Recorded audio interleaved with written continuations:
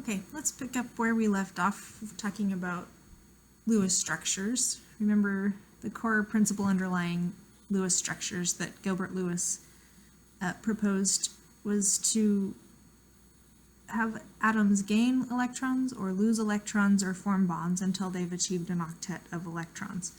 And the octet represents a full valence shell, a full s and p set of orbitals. Would give you 8 electrons, and that allowed us to predict some reactivity for atoms. For example, if we want to predict what will happen when sodium reacts with chlorine, we can start by drawing Lewis structures. So we look at how many valence electrons sodium has. It has 1 valence electron, so we would draw a sodium atom that has 1 dot for it for that 1 valence electron. Chlorine has 5 plus 2 valence electrons, so 7, so we would draw chlorine with 7 dots around it to represent each of those, and we know that to achieve an octet, chlorine would need to gain 1 electron. So we can predict the reaction that will occur between sodium and chlorine, because sodium must gain 1 electron, chlorine must gain 1 electron, and sodium must lose 1 electron to achieve their completely full energy levels.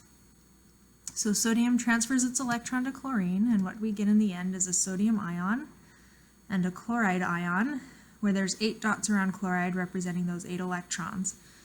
And for anions, we typically draw square brackets and a negative charge to indicate the Lewis structure for anions.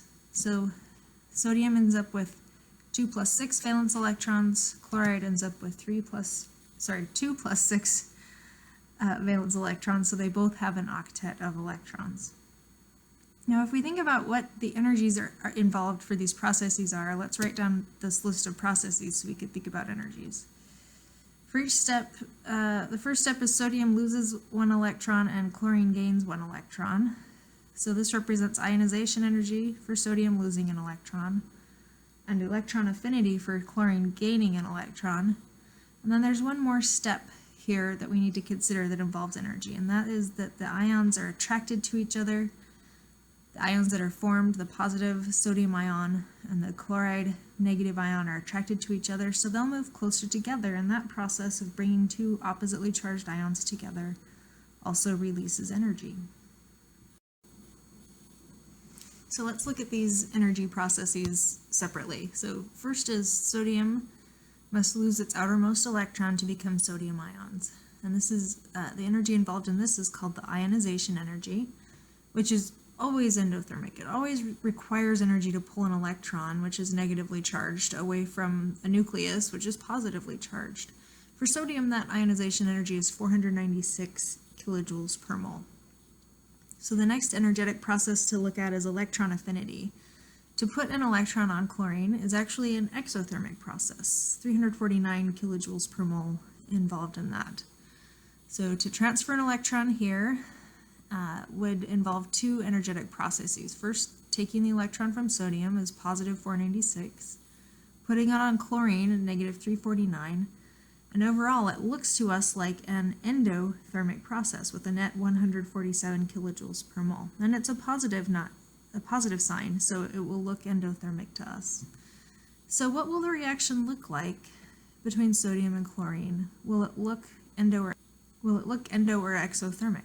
Let's have a look and see.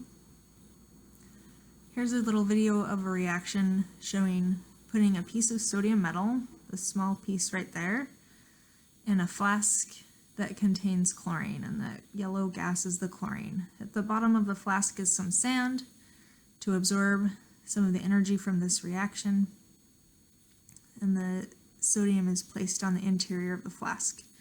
To start the reaction going, the experimenter will add just a little drop of water, and we'll try to predict whether we're going to observe something endothermic or something exothermic. Let's have a look and see. How does that look to you? Does that look endo or exothermic? To me, it looks quite strikingly exothermic. There's a lot of heat released. So what could be going on in this process that is so exothermic, if the 2 steps we've talked about so far are so endothermic? And the answer is something called lattice energy. So what's involved is not just the process of transferring electrons from sodium to chlorine. What's also involved is taking those gaseous ions, the positively charged sodium ions and the negatively charged chloride ions, and bringing them close together to form that crystal lattice that has that nice ordered periodic pattern of chloride, sodium, chloride, sodium. So we're taking ions that are attracted to each other, that are far apart from each other, and bringing them close together. And that process is an exothermic process.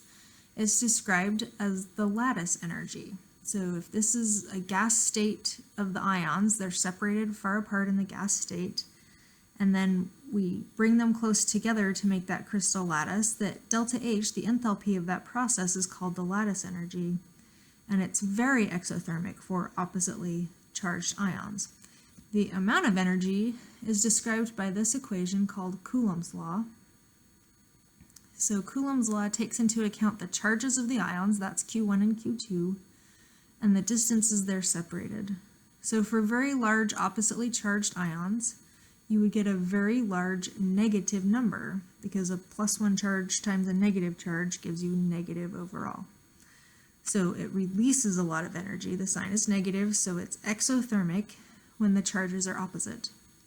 So for sodium chloride, sodium is a +1, chloride is a -1. We'd have a +1, a -1 here to get our exothermic energy from that process. Now what's this D in the bottom? The D in the denominator is the distance between those charges. So let's think about the role the size of the ions play in figuring out that distance. If we had sodium and chloride, that's a +1 and a -1, and that tells us that the sign is negative. But a +1 and a -1 ion pair that were much, much larger would have a larger distance. So the distance we're talking about is the center of one atom to the center of another. So this very large pair of ions would have a large d, so a large d would result in a smaller magnitude lattice energy compared to the top left-hand pair, which is a smaller distance between them, and that would result in a small denominator and a larger magnitude lattice energy. So as we go from larger size to smaller size, we get larger magnitude of lattice energy, or more attraction. And how about going from +1 -1 to +2 -2? Keeping the sizes the same, going from +1 times -1 to +2 times -2 would give us 4 times more lattice energy for the +2 -2 pair than for the +1 -1 pair. So for very, very small, very highly charged ions, this can be a very, very large lattice energy when compared to small charges. So let's think about all the parameters we need to consider when we're thinking about lattice energy, which is the force of attraction between oppositely charged particles.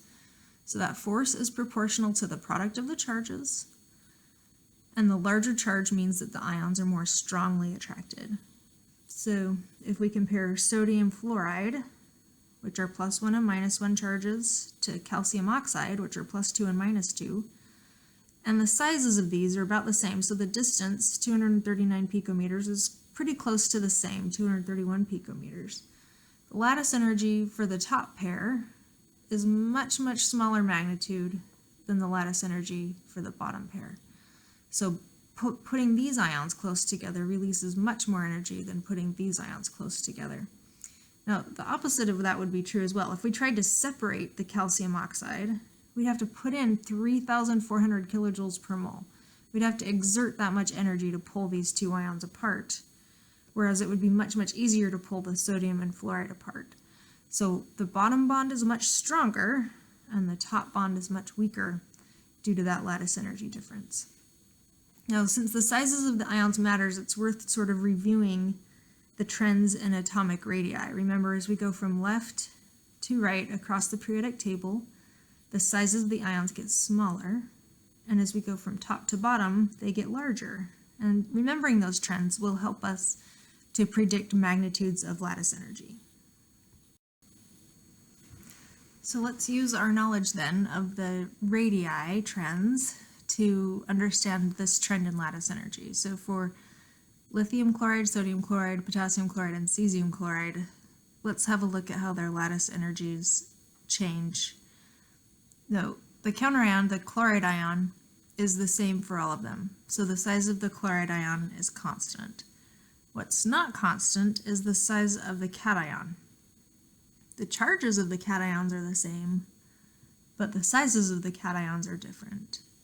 So lithium, which is much, much smaller than cesium, will have a smaller bond distance, and cesium will have a large. So lithium chloride has a small d, so it should have a large magnitude of lattice energy, and that's what we see in this table here. The lithium chloride lattice energy is much larger in magnitude than the cesium chloride lattice energy, just because cesium is such a large ion. So let's use that knowledge that we have now to try to solve a problem, and our problem is to list these ionic compounds in order of increasing magnitude of lattice energy. So smallest lattice energy magnitude to largest lattice energy magnitude. So what are the parameters we need to think about? Let's first look at ion charges. So calcium and oxygen in an ionic compound would be +2 and -2. Potassium and bromide would be +1 and -1. Potassium and chloride are +1 and -1. And strontium and oxide are +2 and -2. So that's listed here. We've separated out all the charges. So based on charges, which ones would have smaller magnitude lattice energy and which would have larger? The +1 and -1 ion pairs would have the smaller magnitude lattice energy. Q1 times Q2 is smaller for +1 and -1 than it is for +2 and -2. So potassium bromide and potassium chloride would have smaller magnitude than calcium oxide and strontium oxide. So that's as far as we can get by just considering charges. Now we've got to consider the sizes of the ions. So let's compare which ones are larger and which ones are smaller. If there's a larger ion involved, it will have a smaller magnitude lattice energy. So between potassium bromide and potassium chloride, which one would have a larger bond distance? Which one has a larger ion present? The potassium's the same for both, so what's going to be the deciding factor is the size of the anion. Bromide's much bigger than chlorine because it's farther down in the periodic table. Bromine is a larger ion than chlorine is. So based on that, potassium bromide with a larger size, larger d, would have a smaller magnitude lattice energy than potassium chloride. Okay, how about calcium oxide and strontium oxide? Calcium's farther up on the periodic table, so it will be smaller. Strontium's farther down on the periodic table, so it will be larger. So this strontium oxide should be smaller in lattice energy than the calcium oxide. So if we write our total list from smallest lattice energy to largest, this would be the smallest magnitude lattice energy, this would be the largest. Now this lattice energy gives ionic compounds some interesting properties. One of the first is that to separate these ions requires a tremendous amount of energy.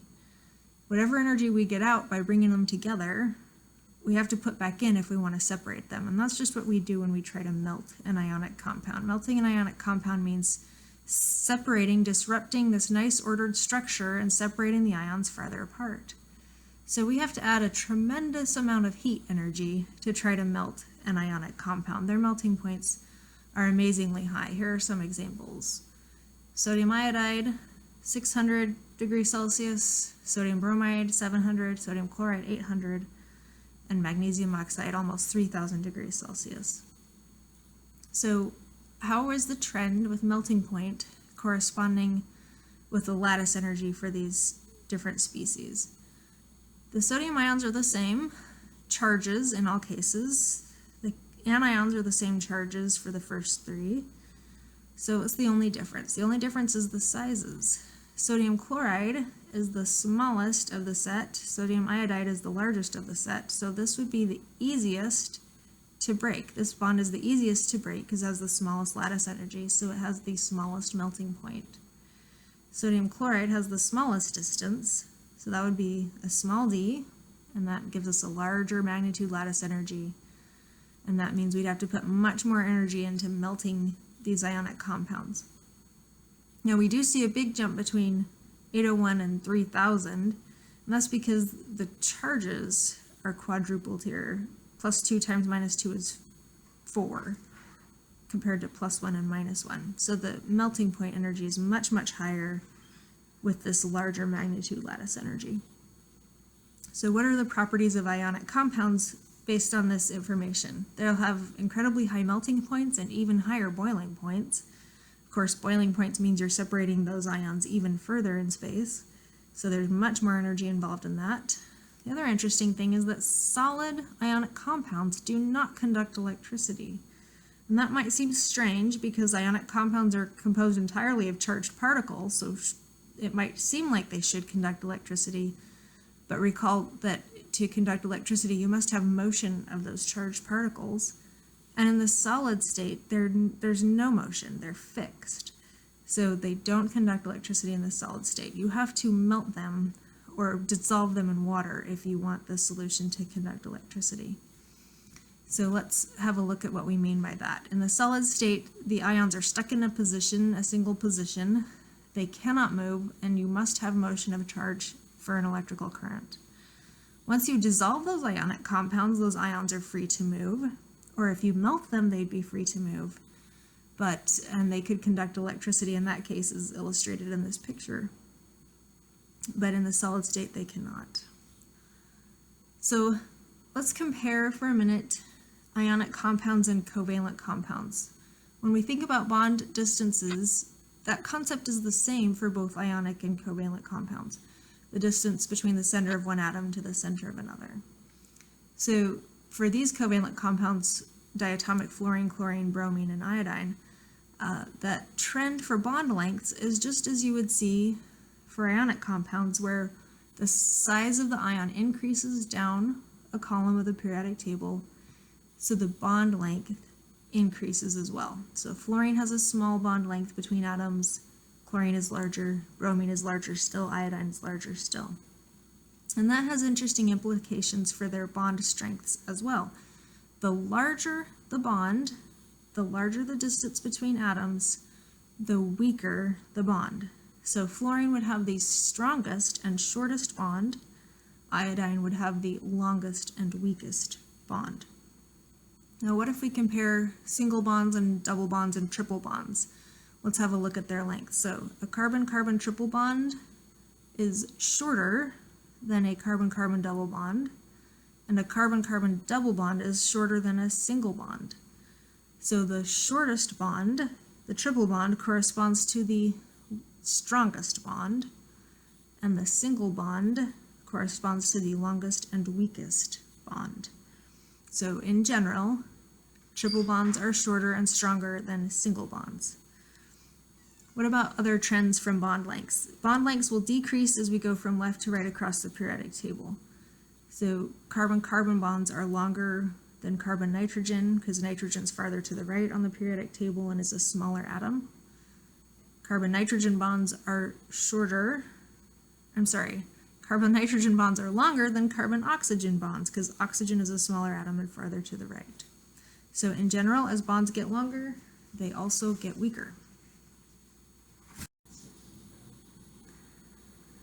So to review this concept, we'll look at a carbon-oxygen single bond, a carbon-oxygen double bond, and a carbon-oxygen triple bond. And instead of saying single, double, and triple, we can also say that a single bond has bond order 1, a double bond has bond order 2, and a triple bond has bond order 3. So the longest bond would be the single bond with 1 bond order. It's also the weakest. It's the easiest to break. The shortest would be the triple bond with bond order 3. It's also the strongest bond. So with that in mind, let's revisit a concept we talked about earlier. The concept is resonance. Remember, resonance structures are 2 structures that could describe the same compound, and the only difference really is the placement of electrons. So if we were to draw a Lewis structure for ozone, which is O3, we could draw a structure like this on the left, or like this on the right, where the only difference is the placement of the double bond. whether it's on the left atom or on the right atom. So if we were going to try to decide which of these structures is the true structure of ozone, what we could do is measure the bond lengths between the oxygens. Because if one bond was a lot shorter than the other bond, we would know instantly which structure was the right structure, the one on the left or the one on the right. And what we see when we do the measurement is something quite interesting. We see that it's not the left structure, and we see that it's not the right structure. It's actually an average of the two. So what do I mean by that? Here's a picture of what we see when we look at a real molecule of ozone. Here's the bond lengths. 1.28 angstroms, 1.28 angstroms. The bond distances are the same. And what's more intriguing is that that bond distance is in between the length of a single and a double bond. It's not a single bond, it's not a double, as our Lewis structures predicted, it's actually in between. Which means it's not a bond order 1, it's not a bond order 2, it's something in between, like 3/2 or 1.5, a bond order of 1.5. So the real structure is really truly an average of these two, where it's in between a single and a double bond. We see that again when we look at benzene. Benzene can be drawn with this resonance structure on the left or this resonance structure on the right. And if we wanted to know which was correct, we could look at how long these bonds are. If this were a very, very short bond between this carbon and this carbon, we would know it was a double bond. If it were long, we'd know it was a single. So how long is a carbon-carbon single bond? It's about 154 picometers for a single bond, and about 134 for a double bond. So we should be able to tell whether this resonance structure on the left is a correct structure or this one on the right is a correct structure. And the shocking thing we find when we do the measurement is that all the carbon-carbon bond lengths are actually exactly the same. And furthermore, they're in between the length of a single and a double bond. They're about 140 picometers, which is right in between a single and a double. So what it means is that our ability to draw Lewis structures is sort of limited. We're sort of stuck drawing locations for bonds to indicate a true double or true single bond. But that is a limitation that doesn't reflect reality. Reality says they can be something in between, a bond order of something like 1.4, that shows that the real structure for us is neither of the two that we've drawn. The real structure is actually an average of the two. And that's a peculiar limitation we find when we start drawing Lewis structures for molecules that can be in resonance.